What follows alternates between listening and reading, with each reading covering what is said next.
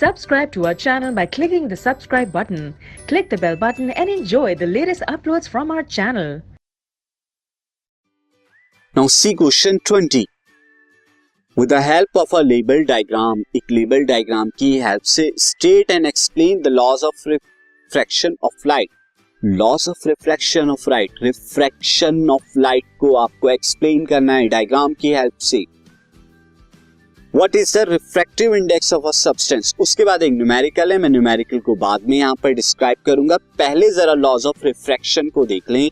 तो laws of refraction के लिए क्या करना है, आपको यहाँ पर दो मीडियम 1 एंड मीडियम 2 ले लेने हैं. बीच में क्या आ जाएगा, ये आपका जो है यहाँ पर डिवीजन होना है.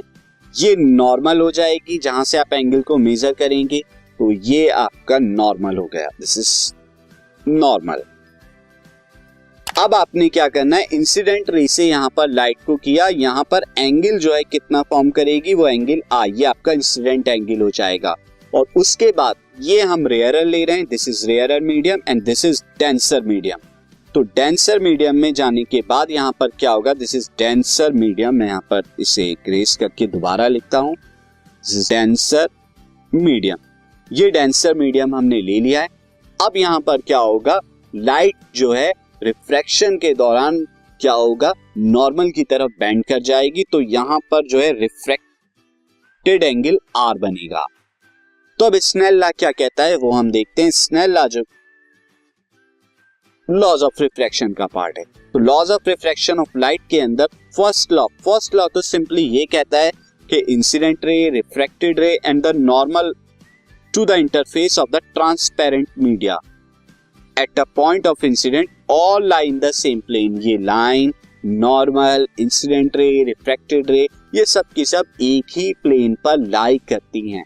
और सेकंड लॉ जो सबसे इंपॉर्टेंट है यहाँ पे, स्नेल्स लॉ भी जिसे कहते हैं, ये कहता है कि the ratio of sine angle of incidence to the sine angle of refraction, यानी sine i incident angle, sine r sine of refracted angle is a constant. ये इनका जो रेशियो होगा एक कांस्टेंट होता है for the light of a given colour for given pair of media. Given pair of media यानी fix pair of media आपने लिया है और उसके अंदर फिक्स्ड आपने क्या लिया, लाइट ली है. तो वहां पर क्या होगा, साइन आई अपॉन में साइन आर जो होगा ये कांस्टेंट होता है. ये स्नेल्स लॉ है. अब ये तो लॉ क्या हो गए, रिफ्रैक्शन के लॉ हो गए. अब एक न्यूमेरिकल भी हमें यहाँ पे देखना था, तो देखिए, What is the refractive index of a substance if light travel through air? Air के अंदर 3 into 10⁸ मीटर पर सेकेंड की स्पीड से on entering another medium, और जब another medium में वो चला जाती है लाइट, तो स्पीड बिकम 2 into 10⁸ मीटर पर सेकेंड. आपको कैलकुलेट करना है refractive index of other medium. तो रिफ्रैक्टिव इंडेक्स ऑफ मीडियम कैसे आएगी, यहाँ पे सिंपल है. यहाँ पे देखिए, रिफ्रैक्टिव इंडेक्स जो है रिफ्रैक्टिव इंडेक्स यानी कि म्यू जो होगी वो क्या हो जाती है, स्पीड ऑफ लाइट